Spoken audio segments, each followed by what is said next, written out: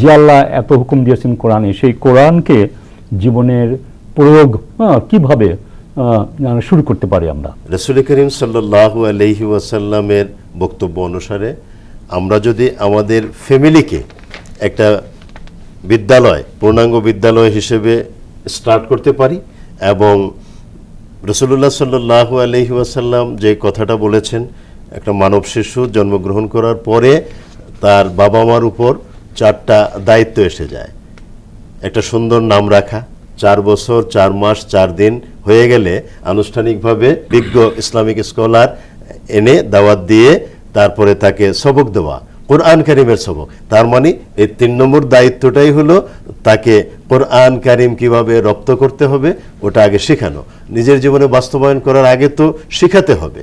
আর ওই বাচ্চাটা ওই অতটুকুন বয়সে যদি কোরআন কারিমের সাথে সম্পর্কটা তৈরি হয় এবং সেভাবে যদি ডেভেলপ হয়, পরবর্তীতে গিয়ে সে স্কুল কলেজ বিশ্ববিদ্যালয়ে যত কিছু পড়ুক, সায়েন্স টেকনোলজির যত উন্নয়ন হয়েছে সব পড়ুক, এতে করে তার ইমানটা মজবুত হবে। কোরআনের ছাঁচে, হ্যাঁ, কোরআনের ছাঁচে সে জীবনটা গড়ে তুলবে এবং ওখানে কোনোদিন ঝংকার পড়বে না।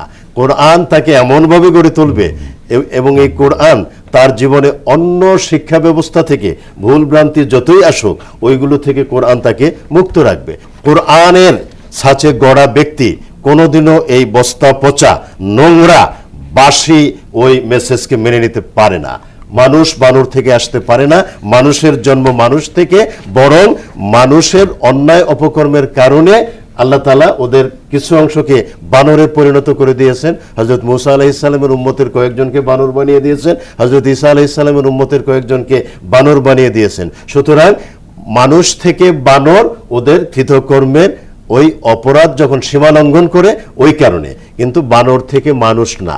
আর এটা বুঝতে পারবে তখনই কোরআনের ওই মেধা, প্রজ্ঞা, জ্ঞান তার জীবনে যখন জেনে জেনে বাস্তবায়ন করতে পারবে, তখন ওই বস্তা পচা বিষয়গুলো আমাদের মুখ্য উদ্দেশ্য